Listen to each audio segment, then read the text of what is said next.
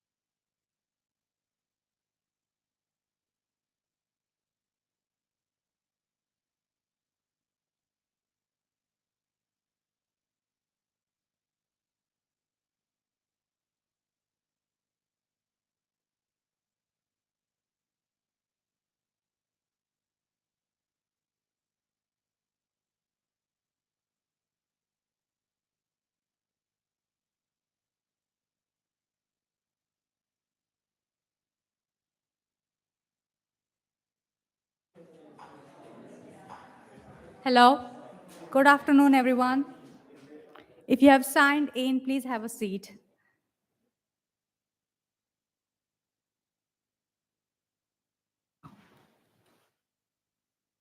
Oh, gosh.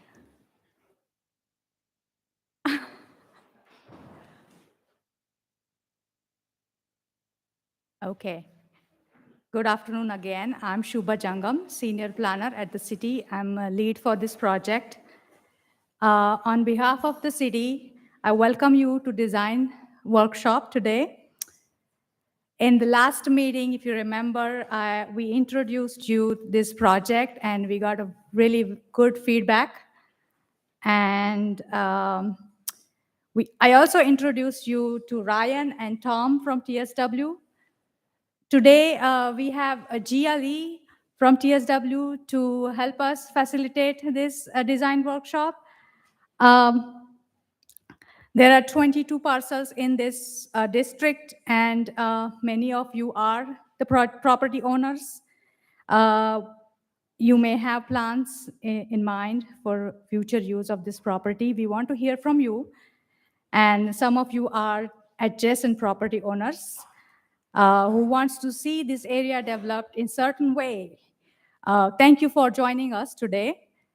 In addition to these two groups, we have steering committee for this project, and these are the select members of various boards and committees serving for the city, like BZA and Board of Zoning Appeal and Planning Commission and Design Review Board and Historic Society.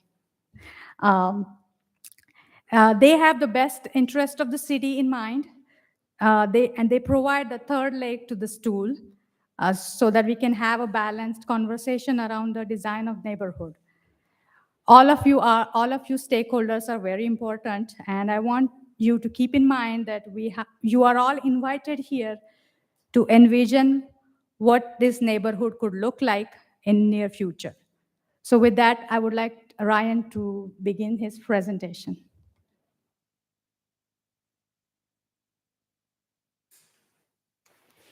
Thank you, Shubha. Again, my name is Ryan Snodgrass with TSW, and I'm joined today by principal in charge of the project, Tom Walsh, and then our colleague, Gia, in the back there, who we will, eventually this presentation will all be back around that table.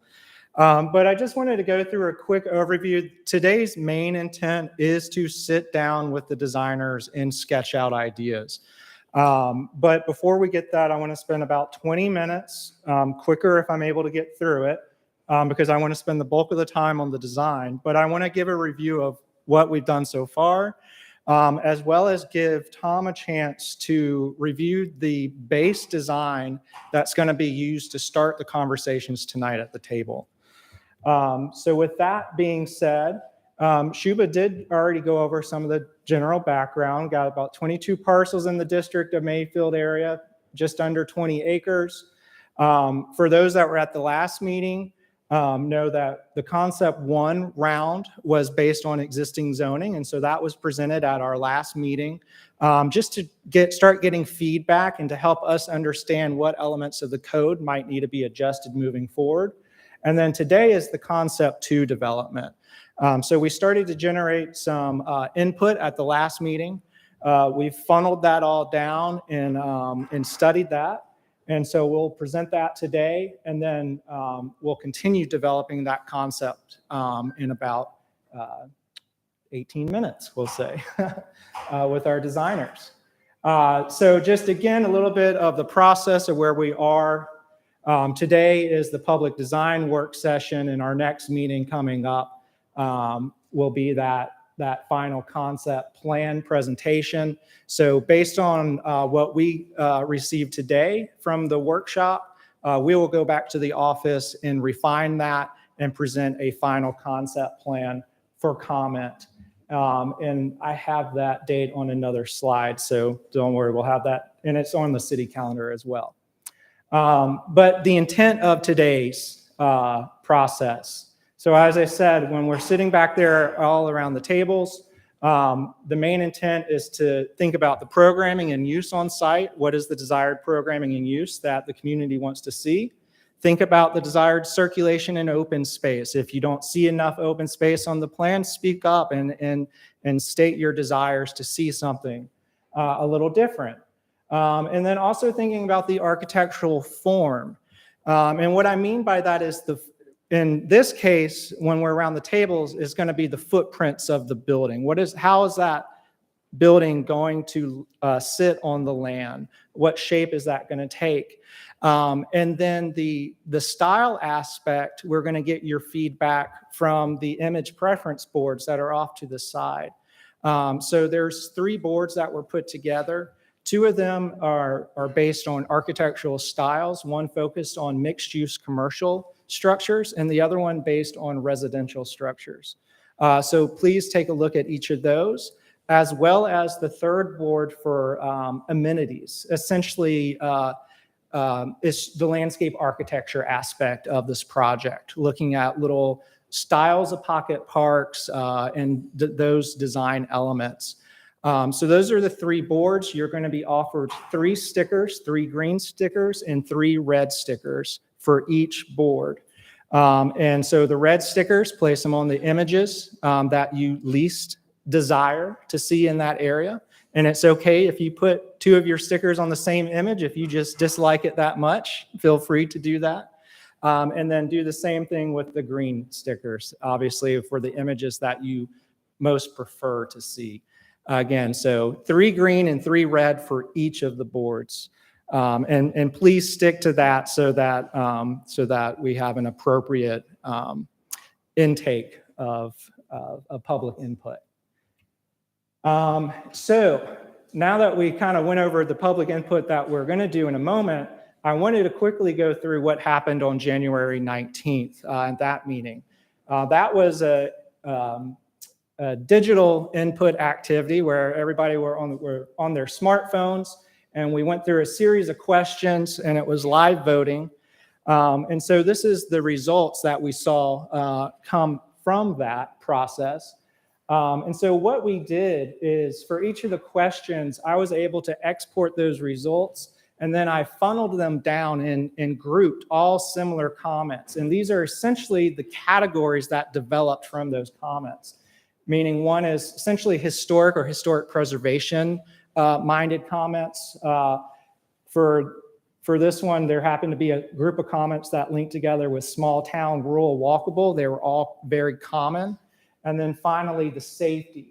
So when the 3 bullet points after each of these headings are how the comments funneled and were grouped together, just as so you know how this is being presented. And then in the parentheses is the amount of votes each of those, or the amount of comments relating to that topic was received.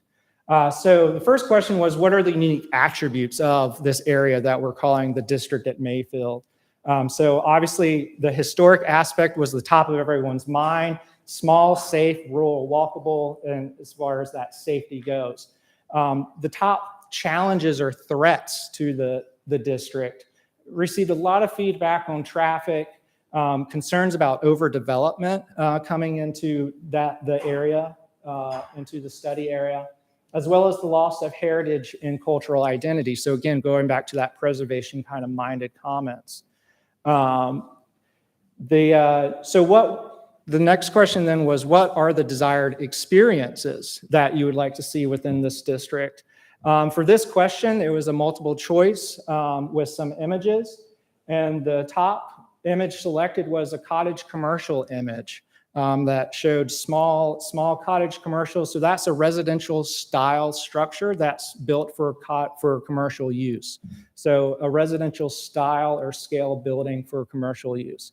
Following that, you can see how the comments fell: mixed use and then small scale mixed use following. We had the question, has the area immediately adjacent to the district of Mayfield improved, stayed the same, or declined within the last 10 years?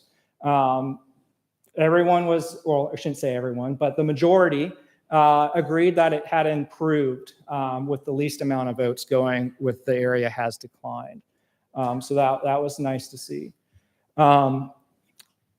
We then voted on the concepts that were, or received input, excuse me, on the concepts that were initially presented. Mind you, these were studies. They weren't actually meant to be concepts that we would move forward with, but we wanted to see what the existing code and what could happen here. You see, this one received a low rating, a 2.8 rating out of 6. Concerns were the density, loss of history, and the type of product that was proposed. Specifically, it was townhouses, was in most of people's comments with that. And so already we're starting to see some trends here, a focus on history, a loss of heritage, and the scale of product. We're starting to get that common trend here. This is the second concept. We got a little bit of a better rating here, but still similar concerns, a little bit of a different order, but we can see how those comments came in, still with the history aspect, the density, and the product type. Again, that product received, most comments was about the negative of the townhouses. And then the final one that was presented received a even 3 rating.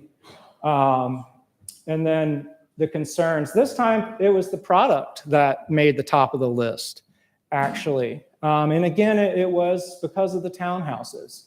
And then similar trends as we've already seen is the character and the history, and then the amount of density put onto that site.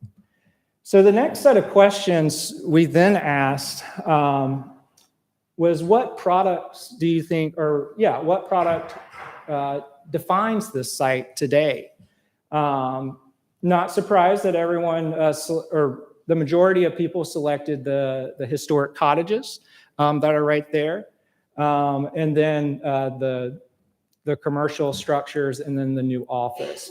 So that falls in line with the trends that we're seeing with the focus on history and heritage, that people are really focused on those historic structures that are on site today.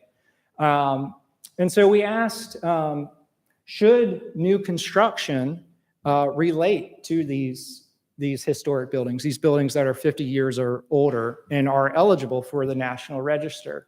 That received a 4.5 rating there. And I was a little interested to see how that came in. That question might not have been understood completely, but it still received a pretty high rating that the building should relate. I was expecting that to be a 5 or above, but it's good that we did that, so we know where we currently stand. So for the site specifically, and moving forward for this concept and thinking about what code changes might need to happen, we were thinking, should additional restrictions be applied to the allowed uses, meaning residential, commercial, mixed use? Overwhelmingly, this was a free fill-in-the-blank answer. Overwhelmingly, the responses came back about limiting the amount of residential allowed, specifically townhouses, were the majority of the responses for that one. And then desired for a programmed open space received a 5 rating out of 6. And then the desired for a pedestrian connection from Mid-Broadwell to the library came in at just under 5 there with the votes. So that was a really quick overview of the input that happened on a January 19th meeting. With that, and I do want to be cautious of time, even though we're doing pretty good. A couple of minutes if anybody has any questions based on what I presented so far. Okay. With that, we do want to present the concept that we'll be working with today, which is on your screen. These are printed out on the back. And so Tom Walsh and Gia will be leading 2 sessions at the same time. Tom Walsh will be at table A, which is on my left. And that table, let's see, oh great, you can see my cursor. That area is really going to focus on this side. Everything north of Mid-Broadwell is what we're calling Area A. So if you have interest or immediate comments on Area A, please see Tom Walsh at his workstation. And then what we're calling Area B and I know we have area C identified too, but area B is really both area B and C. So if you have immediate concerns or comments with those two areas, please see Gia at table B. I will be floating between, as well as some of members of city staff, to help with the conversation and facilitate that and answer any questions.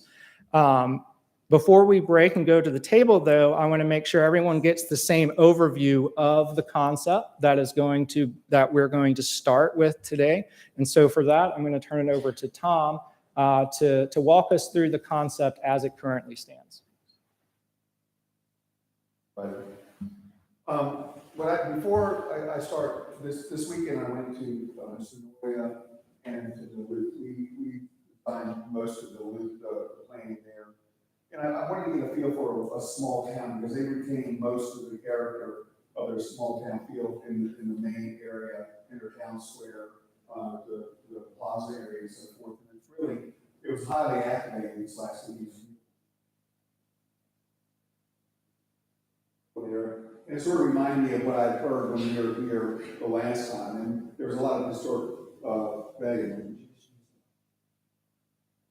And so that was really nice. Going to Sonoya, has anybody been to, have you all been to Duluth? Most of you been to Duluth? If you haven't, it's worth the trip. What about Sonoya? Have a lot of you been to Sonoya? So Sonoya is, what's nice about it is it just has the human character, one-story buildings, a really nice streetscape. It didn't move me as much as the Duluth, because in Duluth you have a series of plazas and green spaces that you move through, whereas you don't necessarily have that in Sonoya. And so I'd heard that when we were here as well, as this green space moving through spaces and plazas and so forth, protect the historic buildings if we could. We want to do that. And then one family, they have a small little cottage house, and a new house that they built, and they said, protect the scale of that. So I really wanted to be mindful of the family that had asked for us to do that as well. So what we really tried to do was, oops, it's gone. How do you get that back, Ryan? Oh, here. Pull this over. So if you run, I can't do both, can I? 1 second.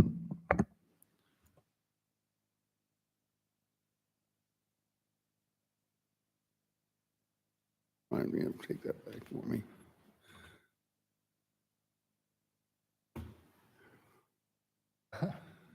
Sorry, guys. There we are. Okay. So if you run along the top, here's the library. We kept the three houses there for the moment that were the historic houses. We kept the historic buildings on the corner, the bike shop and the other building. We kept the historic buildings over anything that's over here, although this one probably would go in the future. We can talk about that with the landowners here this afternoon. So we tried to preserve any historic character we could, but then add in these smaller one-story buildings. And the reason they turn out to be one-story, we're trying to do what the code is set up. So this is what, if you were doing the filling in the code, this is what you would have. You would have for the code. So we had this street that comes through now through mid-block, which really is nice, but could be closed at any time. So you could have this plaza that I designed in here that can continue to this plaza over here. So there's this whole plaza area with these small commercial buildings along. And notice that I broke them down into smaller pieces as opposed to larger pieces, with a few of them that are a little larger. So we vary the scale of it. Again, given that small town scale. When we came back over here, there's an existing house right there. We kept it and then added some smaller houses along that, and then had a little cottage district down at the end to fulfill that. This was sort of in paying respect to the little houses right here, keeping all the wooded area or a portion of it, and then having these small cottage houses adjacent to it, so they work within that, and then adding some parking through here, which ultimately could connect back into the library. So we'd have this library parking and this parking so when you had events and festivals here, this would be a great space really to close down and have a town center for that. So it's very simple. Again, it can change. I mean, this was done for the homeowners and based on what we heard from the survey. There's the historic part of it. It's very walkable. Scale is fairly small. It was kept also small because I would love to have added a couple stories to this, but then it would not conform to the code. So when we're over here, if you all want that, we don't have to do that. We can add some two-story buildings, and then we can talk about how we tweak the code in the future to make it work differently. So this is now looking at a plan and it's how we tweak it. Thanks, Tom. So I guess with that, this concludes the presentation part. So I would ask that we go ahead and break into groups. Again, please try to evenly disperse yourselves. If you go to the table and it's already pretty crowded, even though it's your preferred table, please maybe go and do another activity and step back. But again, we have table A and B for the north and south side of Mid-Broadwell, as well as the visual preference surveys off to the right of the room. So I will be floating around, as well as Shuba. Come to us if you have any questions. And then Tom and Gia will be live designing with y'all. So please go and give us some input. Thank you.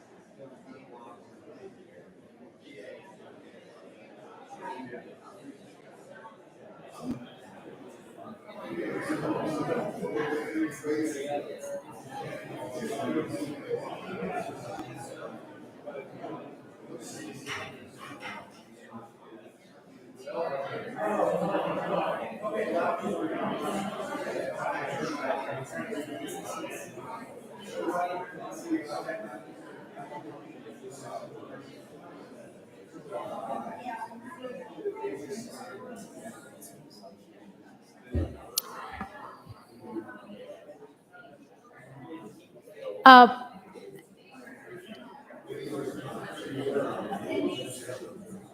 Hello? We will have public comment period at 5:45, so stick around until the end.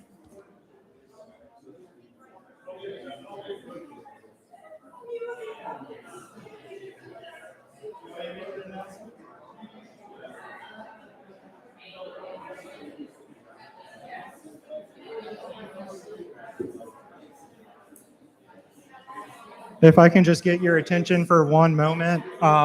Following the design session today, the last 15 minutes, the last 15 minutes of today's workshop, we're going to reserve for open comment. So if anybody wants to publicly make a statement at the microphone, the last 15 minutes, we'll make a time to do that. Thanks.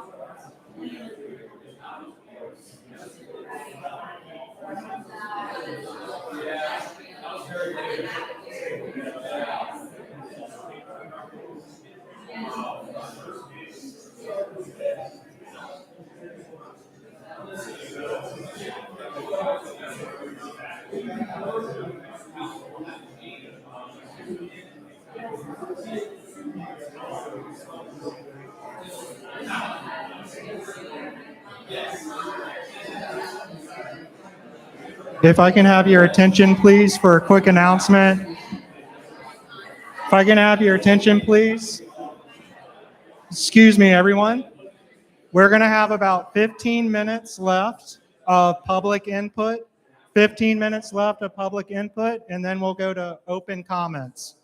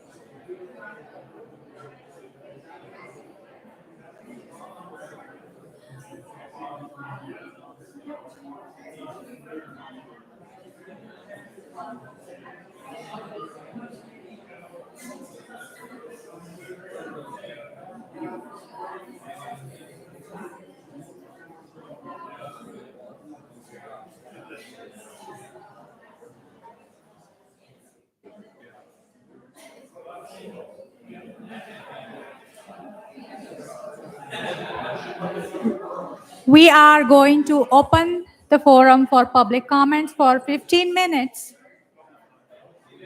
And we have our first public comment by Jefferson McConkey.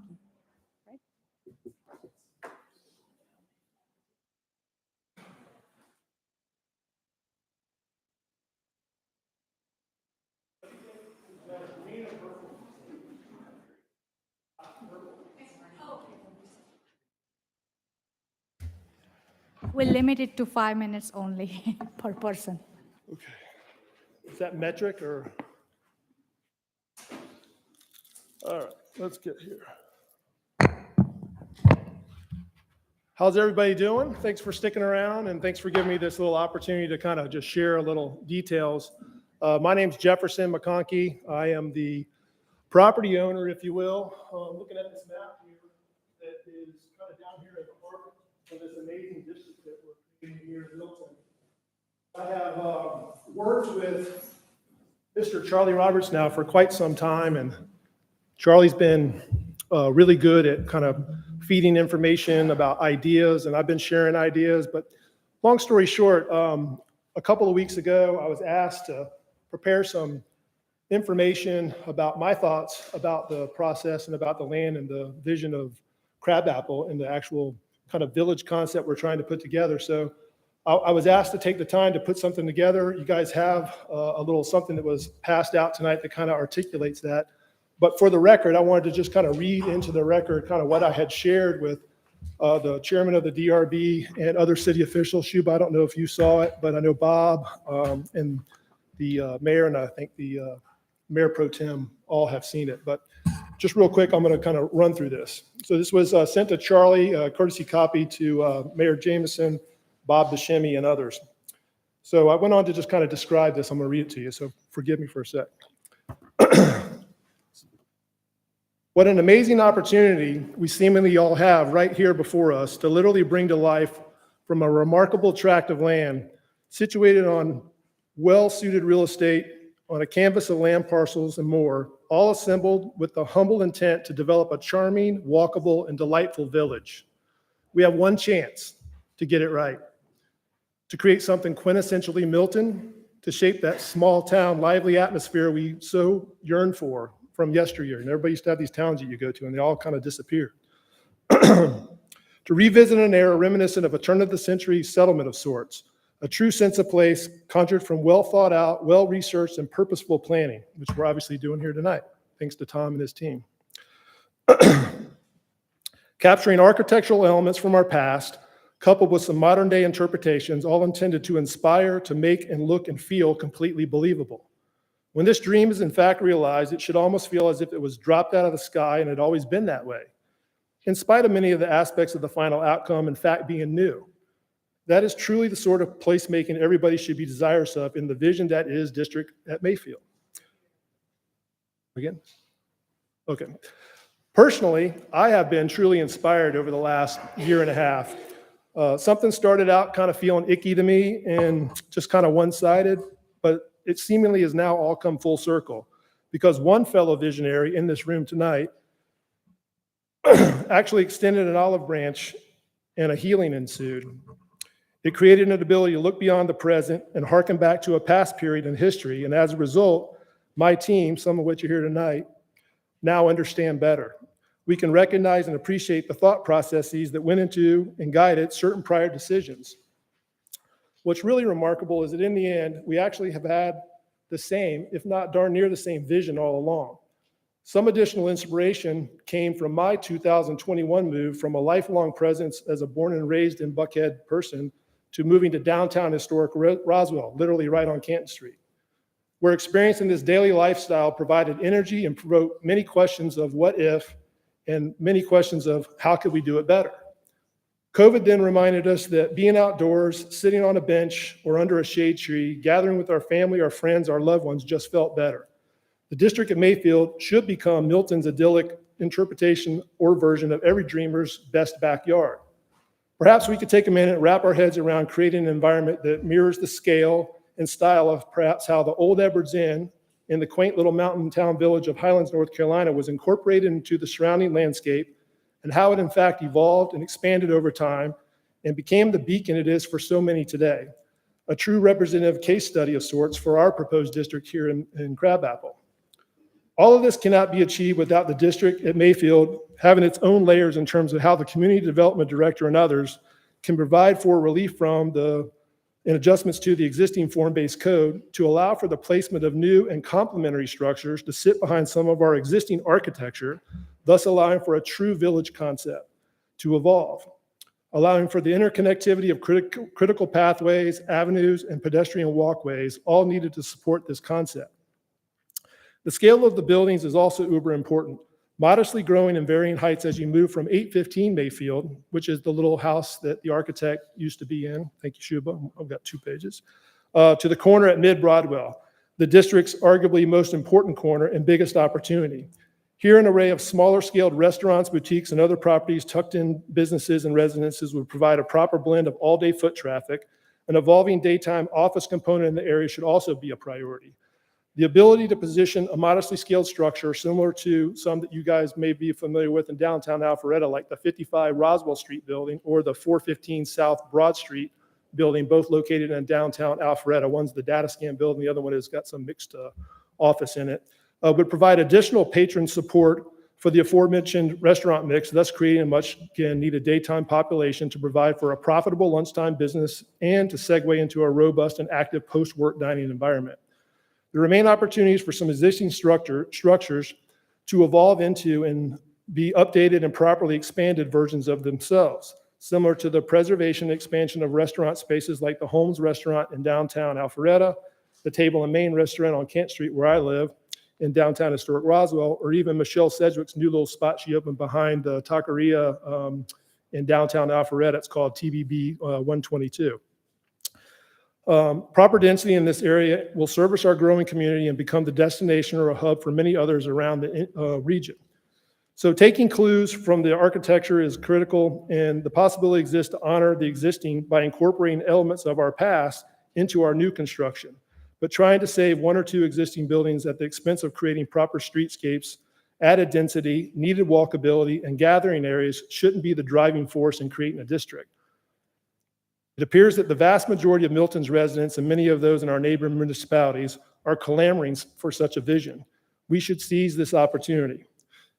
So how do we get there? It starts like with meetings like tonight and like we had 3 weeks ago and like we're going to have in 3 more weeks, by cooperating together, by sharing ideas, by collaborating, doing all these things that we're doing here tonight and we'll continue to do, by building consensus, recognizing that some things just don't make the final cut. And it's kind of like sort of making a movie, but we get to be the directors and we get to be the executive producers. And so in conclusion, preservation, it comes with a shared understanding that the need to allow for some concessions exists in order to garner mutual benefit to all stakeholders in this district, not only in the proposed district itself, but in the surrounding community as well, which means we need to be making informed decisions. I hear a lot about how Milton likes to lead by example and how Milton prides itself on putting itself out there to demonstrate that bold ideas and visions for a greater community and lifestyle do actually exist. So again, we have one chance to get it right. And so I just say, hey, let's do it. We're doing it here tonight. Let's do it properly and let's do it together, united, and make this happen. And that's all I really have to say. So I just wanted everybody to have that for the record, to know that we're committed to creating a village concept in our contribution to the district that feels like it's been here since 1920 and looks like it was here in 1920, even if it's built new, to go around the supporting structures here. So thanks for your time.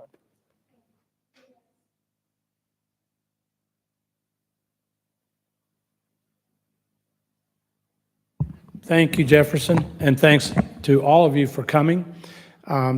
This all started in 2020, 4 years ago. So you've been in it with us for 3 or 4 months, but it started 4 years ago when Jefferson first bought some of this property. We met with all the landowners, not just Jefferson, or tried to meet with every landowner. Some didn't want to, 2 or 3. But the majority have met with us, and we've tried to listen to every landowner in this little district and to accomplish everybody's goal. So now we're in this public process, last month, this month, next month, as all of you ring in. I think Tom's program last month was really neat to see all those results tonight, and they're pretty much where we all thought they would be in the citizens' view on what should be here.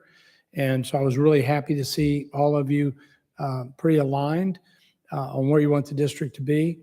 A month ago or 3 weeks ago, I asked Jefferson to write his viewpoint as the developer. We've asked Ann and Brad their viewpoints and the other landowners who maybe aren't here tonight. We've gotten input from every landowner. We've listened to every landowner because every landowner has rights, but then the citizens have rights. And as chairman of the Design Review Board and having been on the board for 5 years, that was my goal when this started, is to not see this area hodgepodged and a property built here, one torn down here, something over here. So it's very exciting tonight to see Tom and his team's plans coming together. Next month, it should be even clearer on what we're going to have. And we all talk about the Highlands. We all talk about Canton Street. We all talk about several places in Alpharetta, and we want that for Milton.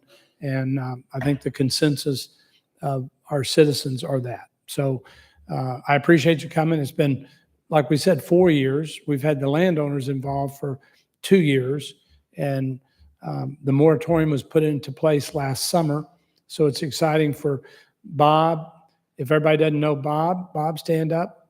Our community development director is his big role now, but his claim to fame in my mind is most of the look of Milton, Bob pioneered 15 years ago. How long have you been with the city?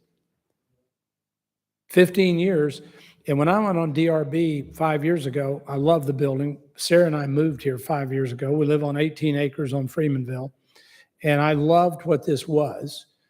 I didn't want it to become Sandy Springs, where I lived 30 years, which too much traffic grew, changed, the quaintness and the beauty of Sandy Springs went away over those years. And we don't want that to happen here. So that's why I was on DRB. That's what we want. Bob created these looks.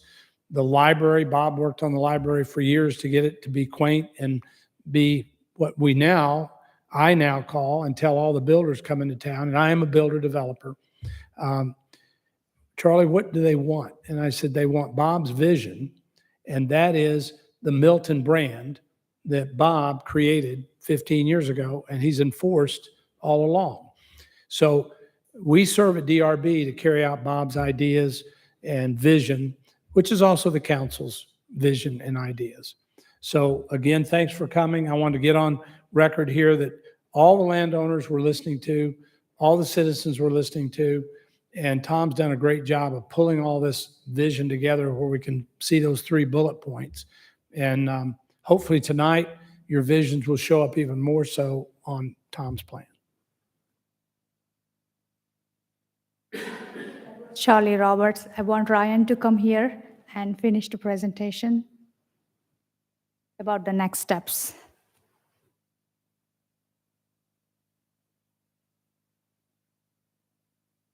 Yeah, well, the presentation is wrapped up, but if we can get the last screen up, just to announce the next meeting in 3 weeks. Again, that's going to be March 2nd is when we'll present the revision of what we'll refer to as the final concept plan based on input tonight. That's going to be here at City Hall, 4 to 6. And then so after that plan, if there's any major comments of change, they will be addressed, and then it will move forward to council next, I believe, right, Shuba? Right. It'll go to a council presentation to present the plan. So again, just want to pop up the timeline. We're in that phase 2 right now. We're going towards the end of that. And you see our next meeting is within that phase 3 in March. So with that, I think we can conclude. Yep. Those have not been dated out. Yeah, it's just the phase 3. Mm-hmm. I mean, there is some kind of legislative process opting, but we have something.